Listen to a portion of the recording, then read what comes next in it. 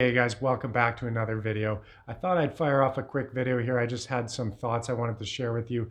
Very exciting times in the cryptocurrency markets here. So we just had the number of users double in 6 months. So this is huge news.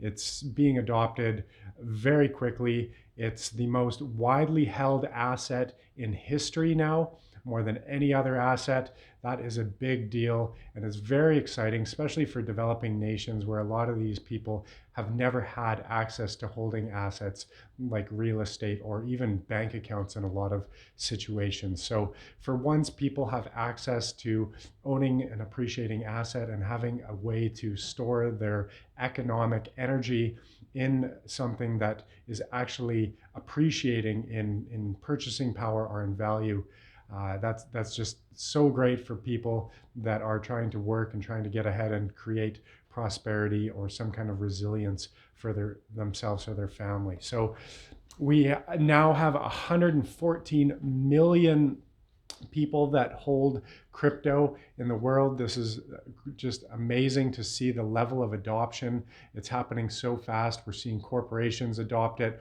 We're even seeing nation states now like El Salvador and Paraguay. It's Paraguay or Uruguay, I can't recall, but one of them is also talking about adopting it, and many others. So this is just exciting times to see a non-sovereign asset like this that is really anyone can adopt, anyone can choose to hold it and put their wealth into this and hold it long term. And the fact that it's not owned or controlled by one central government is just phenomenal. And it's really the thing that offers the most hope in my view. I know for a lot of people that's hard to wrap your mind around, but if you start doing the research, there isn't many things that can kind of topple the level of tyranny that we're seeing these days with the governments and corporations and their overstretch of power. So Bitcoin and crypto is a way that we can regain control of our monetary system. And that is really how they manage to control us, is through the monetary system, because we're forced to use these currencies.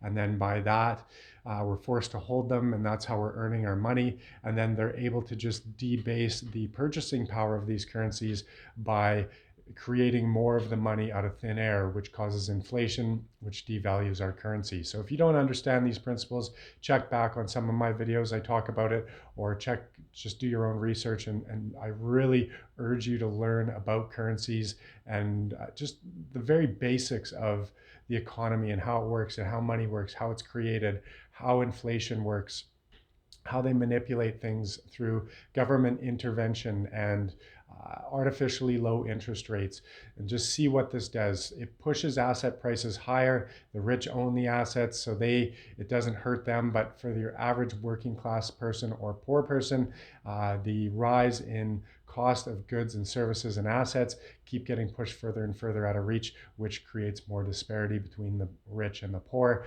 and creates a massive social divide and all kinds of social unrest. And so it is very crucial that we can restore this and have a sound monetary system that offers true reflection of the market value of something. When you have government intervention, then it distorts the price signals that we need to have in order to understand what's going on in markets. And by subsidizing specific industries, by creating money out of thin air, it distorts the price signals that are they're meant to be there for a reason, so that we understand where we're at in the supply and demand curve. So this is why we need something like Bitcoin, and it also is giving access to assets to people that don't have the $500,000 to buy a entry-level home here in Canada, maybe 200,000 in the US. These prices are just so high, and most people don't have access to that level of money to be able to play the game. So Bitcoin and some other cryptos offer a solution for people where for the first time, they're able to partake in the financial system. So this is very exciting, and it's so amazing to see something that was developed by an anonymous developer, and it was originally put out there by people that were like the cypherpunks that were into encryption and kind of more underground stuff. And now just seeing how much the adoption has come, how far it has come, and now we're seeing the nation states starting to adopt it, and people like the Federal Reserve are forced to talk about it in Congress all the time. It just is so great to see, and I really don't think they're going to be able to stop it. And I don't think they want to stop it because they're able to tax it. So there's a huge revenue there for them as well. And it's also offering them a bit of a solution to be able to put some of their own wealth in there and just be a little more liquid with their wealth or their asset. If you hold real estate, you're tied to that geographic location. You're tied to the taxes, so you're always going to have property taxes, the cost of maintenance, and you're also at the mercy of the interest rate policy and all of that, which can highly affect the value of your home. So and by being limited by what is happening in that geographic location. So if you're holding real estate in, say, Manhattan, and now with the kind of what's going on there, a lot of the prices are being affected by people looking to kind of move out of the cities. And so your asset is stuck there, and the governments can decide to change tax policy, and there's no way to move that asset. So with Bitcoin, it's a very liquid asset. You could leave your country, you could go to another jurisdiction that offers different capital gains tax or different tax structure where you could be able to access your Bitcoin. And also with the level of tyranny that's going on with these governments, you might choose to leave your country because of what is going on. That might be the best option for you. So if you're holding real estate, that is a very illiquid asset, and it might be hard to sell. It might be you can't move it out of the country, so your only option is to sell. And if you're in a down market, you might not be able to get your wealth very easily. So with something like Bitcoin, you can easily move jurisdictions or countries and not have that asset um, at risk of whatever is going on in that country. So this is why it's so exciting to me. It's a little more liquid. It offers you a little more security and freedom to move around, and it offers so many solutions, and it's putting the power back into the hands of the people. So I just think it's a phenomenal thing. I'm so excited about this community and this movement and how far it's come. So if you guys are holding Bitcoin for the long term, congratulations. We're doing it, guys. We're making this happen. The free market finally has its own thing that can't be manipulated by these corrupt power structures. And we have a way to do it. We have a way to move forward. We have a way to build a new, better system that is going to benefit us instead of the elites. And so this is very exciting.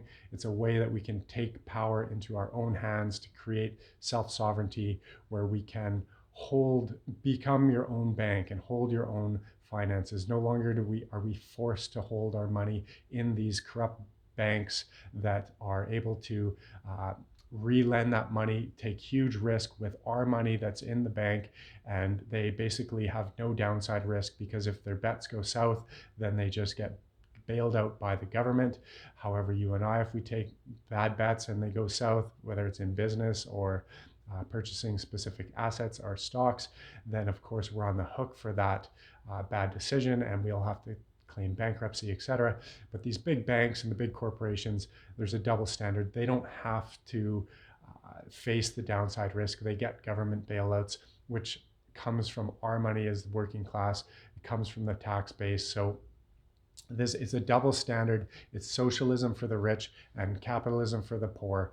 And Bitcoin is a way that we're going to change the system. We're going to take the power back into our hands. We now have an asset that we can hold that's going to appreciate. It's disinflationary. And this is just tremendous news for us as well. I don't know where you guys are at, but I'm just your average Joe working class citizen that now has a way to actually have a fighting chance to put my money into something that can appreciate, that isn't so hindered by government policies and stuff like that. So I hope you guys enjoyed this video. I hope you guys are inspired to learn a little bit about finance and the financial system and money and how it works, because it really will open your eyes to the power of Bitcoin and crypto.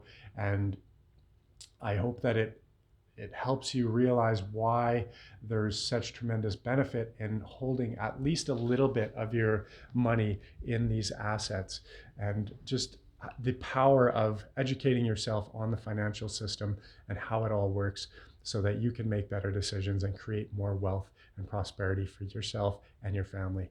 If you guys haven't, please subscribe to the channel, hit like on the video, and I'll see you guys in the next one.